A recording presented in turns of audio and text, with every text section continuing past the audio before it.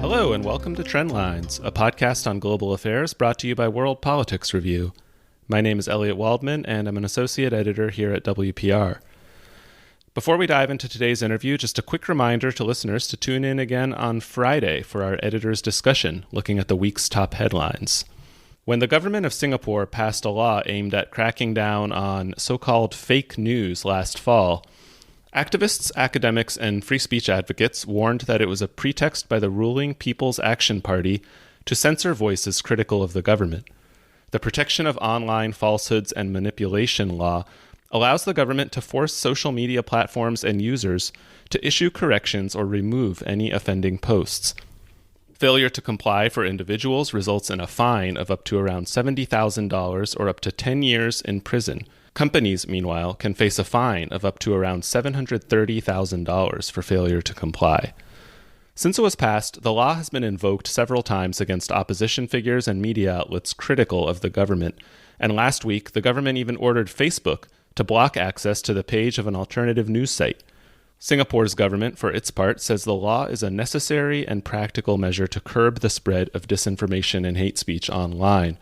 Those are pressing problems, to be sure, but is this law the best way to address them? And if not, what is? Joining me now to discuss this is Cherian George. He's a professor of media studies at Hong Kong Baptist University's School of Communication, where he also serves as associate dean for research. His interests are mainly media freedom, censorship, and hate propaganda. Cherian, welcome to Trendlines. Thank you. So you've been quite outspoken about this law for a while now, and you're Singaporean yourself, so you have quite a vested interest in it. But the bill was first tabled in Parliament last spring. What were your main concerns about the proposed bill at the time? Well, I should first of all say that my interest in this legislation goes back a year earlier than the time it was tabled, because I presented evidence to the select committee that was looking into the problem of online misinformation and so on. And I approached this not really from the perspective of someone primarily interested in civil liberties and free speech, although that is a major concern of mine. I also research, as you mentioned, hate propaganda. I've been looking at the harm caused by hate speech by fairly serious perpetrators of hate and intolerance around the world, and so I start from the position that there is ample evidence around the world that we shouldn't be too we shouldn't have too much faith in the so-called marketplace of ideas. There is such a thing as a market failure, and even free speech advocates recognize that.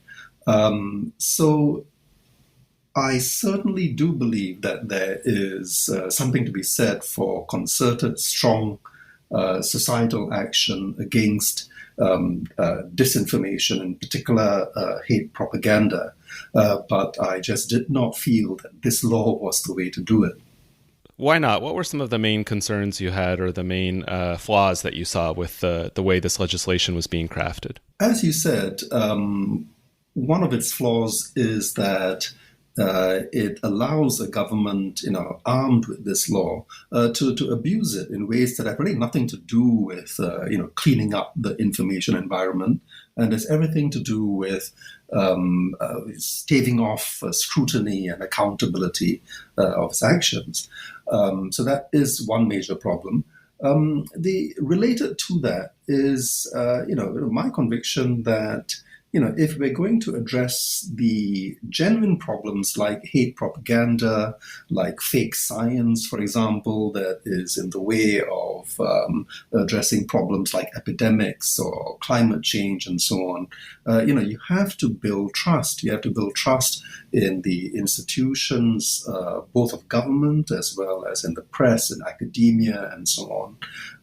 This law, which actually chills speech, which makes journalists, including well-meaning, good faith journalists, wary about criticism, is actually counterproductive. It creates cynicism in the public. It tells people that, we can't even trust academics, we can't even trust good faith media. And as you know from all the discussion that there's been about the way Russian disinformation works, for example, that is a key part of disinformation strategy. It's not necessarily about persuading Americans or any target population that they are right. It's about casting doubt. It's about making people cynical.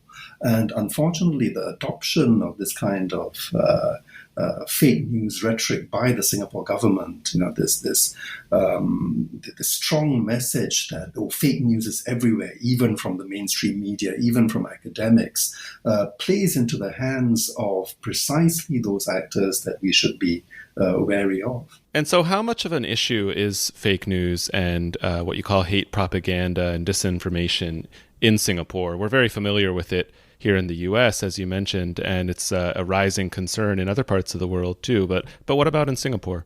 Well, that was the other thing that made many of us extremely skeptical and wary of this whole exercise.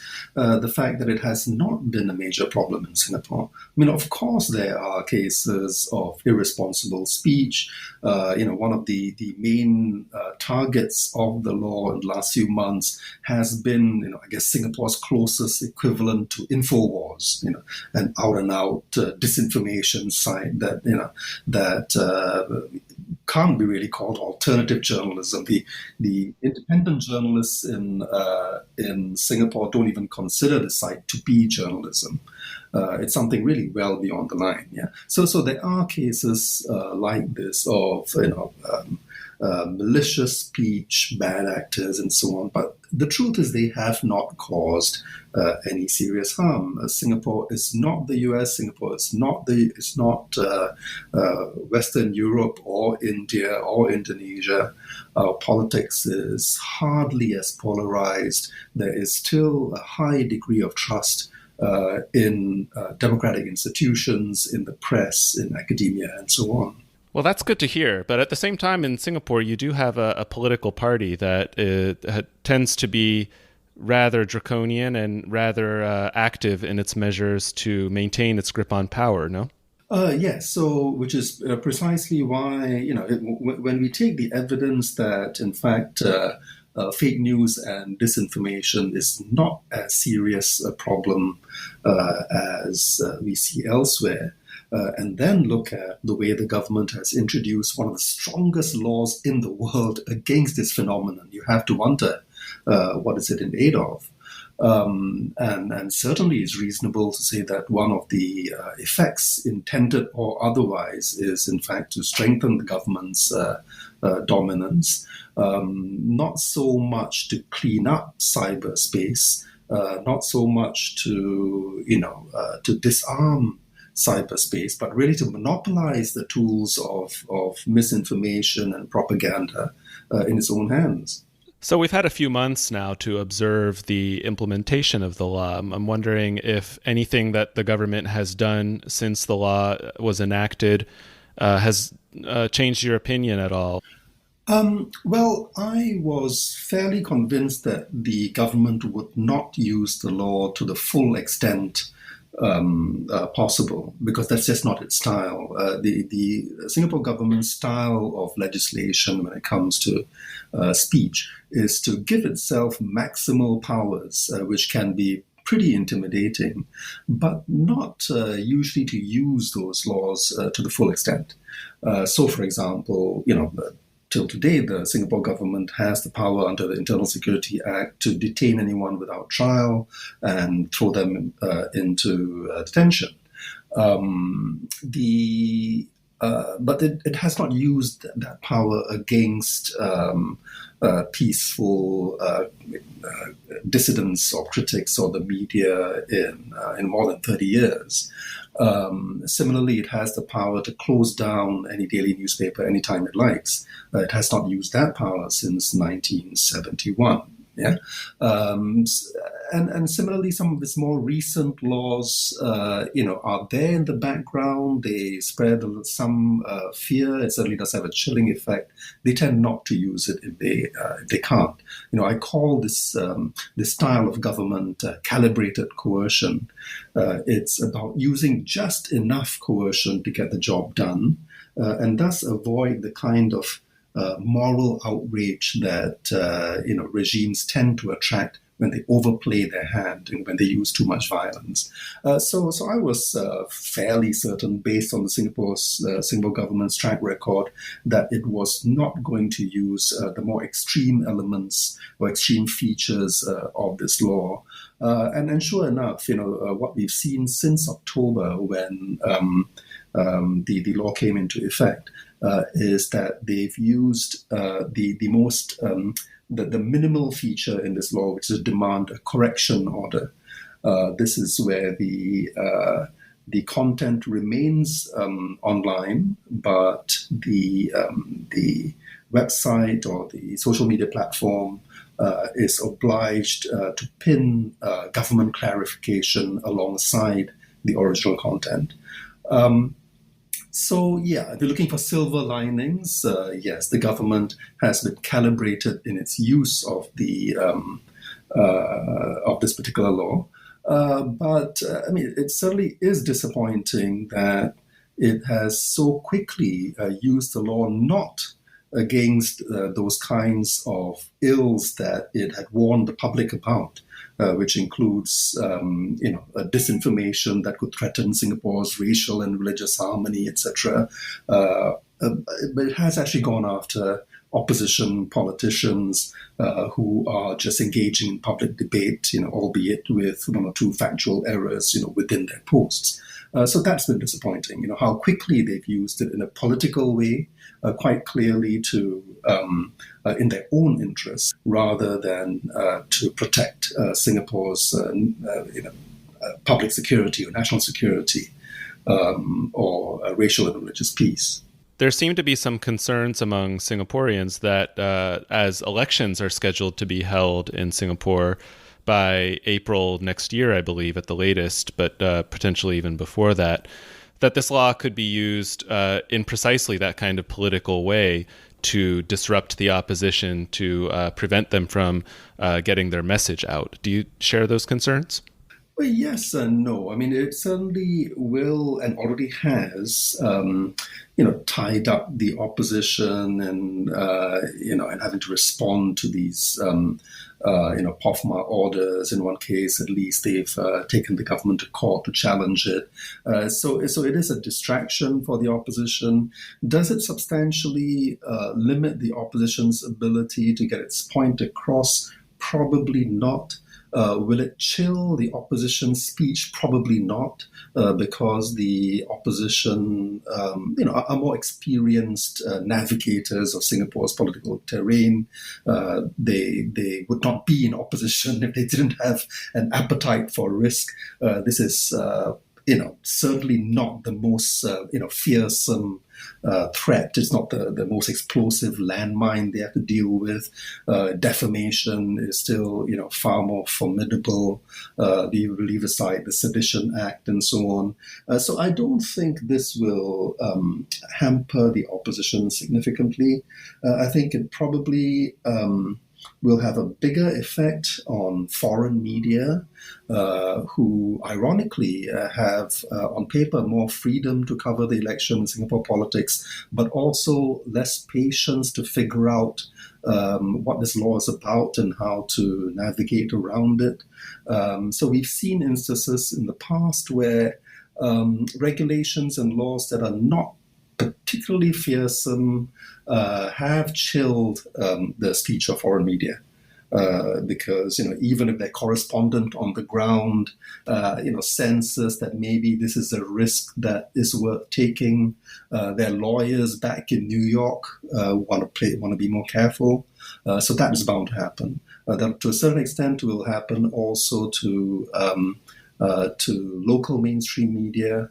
It will also happen to academics, I think, and other commentators. So I think overall, yes, there would be some chilling of speech. And that gets back to the idea you mentioned earlier of calibrated censorship, where the government doesn't actually need to crack down with a heavy hand. It just needs to put some doubt in the minds of journalists who might say, well, let me self-censor myself a little bit. Exactly. You've done a lot of research on the issues that this law aims to tackle, at least ostensibly, the issues of hate speech spreading online, disinformation. What does a more sensible or a more, shall we say, holistic approach to tackling this issue look like? Well, if we look at how it's been playing out over several years in, really too many countries, what sense can we make out of all of it? I mean, I would say there has been too much attention paid to what I call the supply side of hate speech or hate propaganda. What I mean by that is, how can we, train our radar towards hate, the instances of hate speech and try to counter it, and not enough attention paid to the demand side. Because, and this is especially true in the so-called post-truth or environment, right? When we have been quite puzzled about, why is it that so many people in the world, even when presented with the facts, would prefer to believe untruths.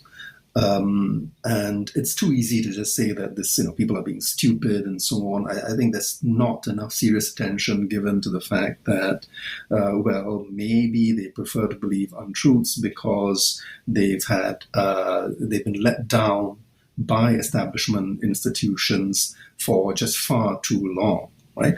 That the model of progress that the world has embraced has really advantaged a very small number of humanity, leaving large numbers marginalized, feeling cheated, suffering the effects of stagnation or worse. And so we've got to ask ourselves, putting ourselves in their shoes, why should they believe institutions that quite clearly have not been on their side?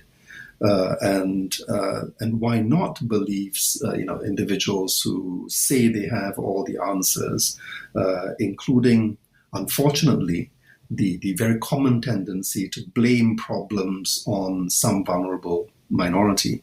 So this is a global phenomenon, and it's not going to be solved by, some kind of sniper-like shooting down of individual falsehoods.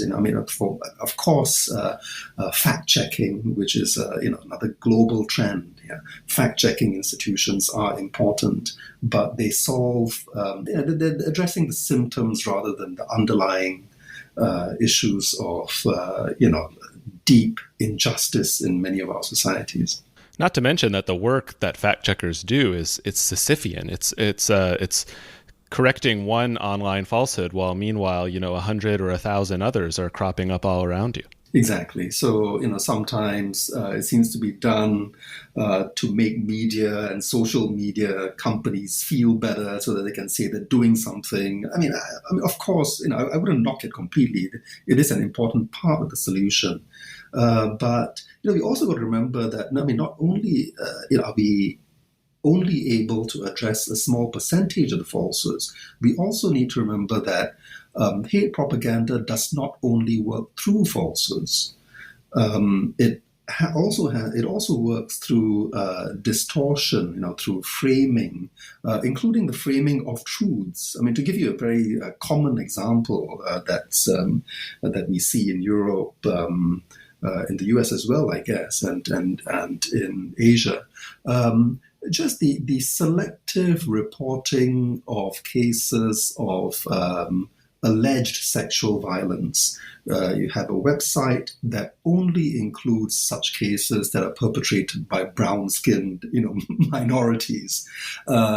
Each individual story may be factual. They may be from the elite media. They could be based on police reports. But simply through selectivity, you can, push the line that immigrants, that refugees increasing rates of sexual violence are threatening our daughters and wives, etc. That's been done with crime statistics in the US as well, right? Where each individual report of a crime may be entirely factual. But if you're only going to highlight cases where minorities or immigrants are the alleged perpetrators, you can create an extremely misleading picture of the world. And that's the kind of tactic that hate propagandists use around the world. I think we got, and we've known this for a long time. We've known for decades how the worst hate propaganda works. I think we've kind of been distracted by the far more recent obsession with so-called fake news, which is just a small part of this larger problem of disinformation. And so you say that focusing on the demand side is one way we could potentially tackle this. I imagine that has to do with the everyday consumer of news. So what does that actually look like in practice? How do we start to build up more of a shield against these kinds of falsehoods for everyday news consumers? Well, the long-term solution has to involve, the fight for a more equitable model of progress that is more socially just. And so this goes well beyond the realm of information or media policy.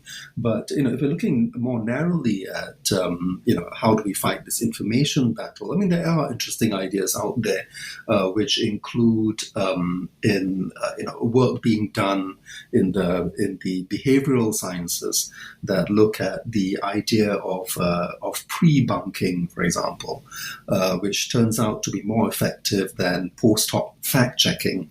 We need to clue audiences into the methods of hate propagandists and other disinformation purveyors. We need to make them more politically sophisticated, to understand, look, this is what you're likely to hear in this election or in the scientific debate.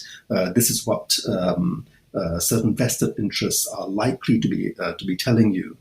Be on guard for it. And there has been very interesting research that shows that this sort of pre-bunking is far more effective than post-hoc fact-checking.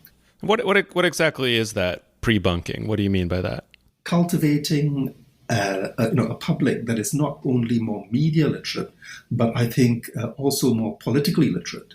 You need to understand that there are powerful interests in the information ecosphere that is trying to manipulate certain debates. You need to understand what their interests are. You need to understand, for example, that who's behind certain things that you might hear. So it is to warn the audience ahead of time as to the kinds of manipulation that they are likely to face.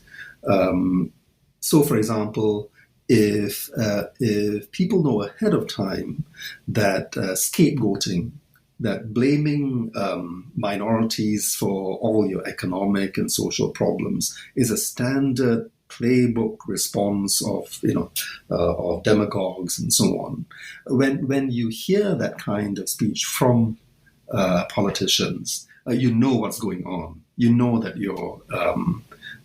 your emotions are being manipulated. So that kind of more skeptical attitude to communication is really what we should be cultivating, rather than simply shooting down facts as and when alleged facts, or as and when they appear.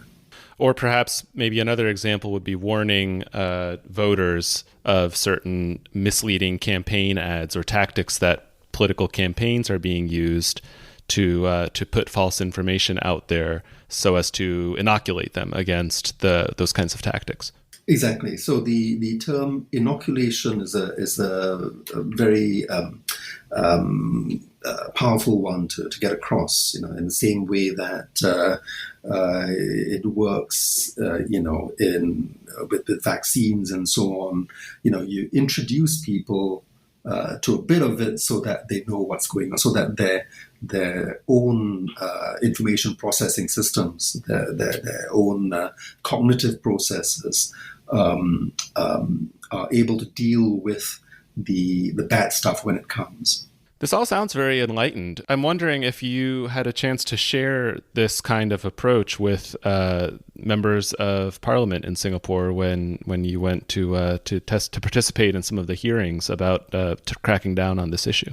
Well, when the Singapore government organized a parliamentary select committee to look into this problem, which was a year before the law was finally introduced, they had no shortage of experts from around the world, bringing to the table the latest research, this big picture thinking that any society needs to keep in mind when addressing this problem of disinformation in a holistic way. Repeatedly, experts, including myself, warned that number one, the law had to be a very small part of the solution. Don't put too much faith in technological solutions and so on. Yeah? Yes, governments do have a major role to play, but governments have organs other than their teeth, right? Not everything that the government does needs to be coercive. Simply using its voice is one of the most underused capacities of governments around the world. Yeah, in the worst case, of course, they contribute to a toxic information environment. I think you're very familiar with that. But there's a lot of positive that they could be doing. Using what Americans call the bully pulpit, right? To modeling good speech, setting the tone for public debate, and so on. This, I think, has in fact a far more powerful effect than any kind of coercive legislation. And then in addition to the role of government, there's also the important role that civil society organizations and media outlets themselves can play, no? Yes, most of the research around this larger problem of what we call information disorders, within the information ecosystem, have repeatedly emphasized the role that trusted communicators play, and this would include civil society, the good faith media, academia, and so on. So we're not going to solve this problem if those institutions are weakened. On the contrary, they need to be strengthened. And that's why, of course, the financial crisis in journalism is a serious contributory factor to this information disorder that the world is facing now. And on top of that, if you're going to have demagogues, attack good faith media as being purveyors of fake news when they're only doing their jobs, that compounds the problem, which is what, again, we see in several countries. And unfortunately, some of that is happening in Singapore as well, where many Singaporeans have reached a stage where they are suspicious of any kind of media. And of course, good faith media are going to make mistakes, but there's a big difference, as you know, that between being guilty of errors out of either carelessness or just something that evidence that you didn't see, and then correcting it, versus sort of malicious, deliberate falsehoods. Unfortunately, many people in the world today don't see that difference, and they're willing to be cynical about good faith media, and thus undermine the society's attempts to deal with the bad stuff. We see here in the U.S. that distinction getting lost quite a bit with the Trump administration's willingness to really hone in on any mistake or error that any media outlet makes that he perceives as critical toward him, and use it to undermine them pretty relentlessly. Yes, exactly. I mean, so the way the Trump has responded to the impeachment hearings, has been a classic case of that. Sort of fully confident that his own attacks on not just the media, but even on the other branches of government will sufficiently confuse the public, and they'll end up just being cynical about communicators in general. So it's very important to learn from this method, which is, of course, I guess, pioneered by the Russians, right? And now more and more authoritarians understand this, that in order to win, you don't need to persuade the public necessarily that you are right. You simply need to cast doubt, cast confusion.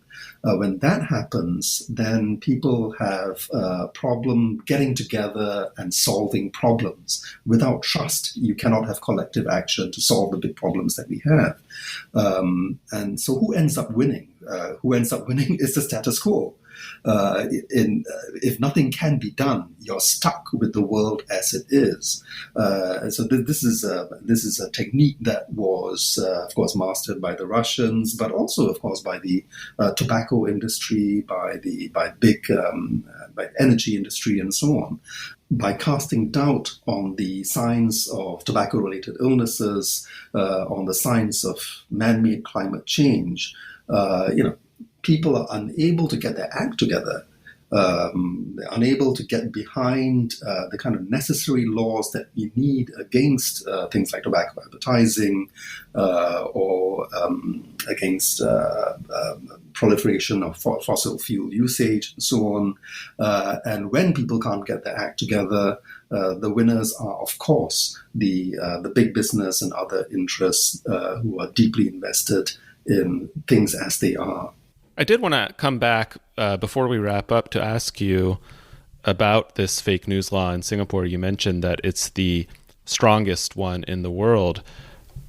How much of a sign are we seeing that other governments in the region, in Southeast Asia or the Asia Pacific and beyond, will use this law as a model to silence dissent? Well, I think the Singapore law will add to this global culture, this mood that civil liberties don't matter, that you can in fact clamp down on speech online or offline with impunity. So this is part of the current zeitgeist, what's been called a democratic recession. Singapore, of course, didn't start it. It has its roots elsewhere, including in the most democratic countries in the world. Singapore's semi-authoritarian or fully authoritarian government has benefited from that global mood and is now contributing back to it by signaling to governments around the world that, hey, you don't actually need to take the internet as a given. There are ways that you can discipline the internet, punish critics, and so on. Whether this specific law will be a model that is copied by others, I actually don't think so. I mean, there has been speculation that this would be the case. I don't think so, because I think it is a uniquely Singaporean law, right? First of all, in many more competitive or plural democracies, including most of the countries around us, like Malaysia or Indonesia, I would predict far greater pushback against any such bill. These are countries that have bigger oppositions, more mobilized civil society, fairly active legal communities. You probably have lawyers on the streets in Indonesia, in Malaysia, and other countries in Asia and the rest of the world. If something as extreme as Singapore's law was ever mooted. As for countries that are less democratic than Singapore, well, they've been used to sort of arbitrary action anyway. They don't need to dress up their actions with written law. They just ignore the laws. They make up the laws from day to day. So Singapore is an unusual case of an illiberal regime that believes in doing things by the book. To an almost obsessional degree. It's been called rule by law as opposed to rule of law. Which is why you end up with this uniquely Singaporean creature of a very detailed, sophisticated, written statute to achieve, what most non-democracies would simply do by fiat. Cherian, thanks very much for joining us. My pleasure. Thank you.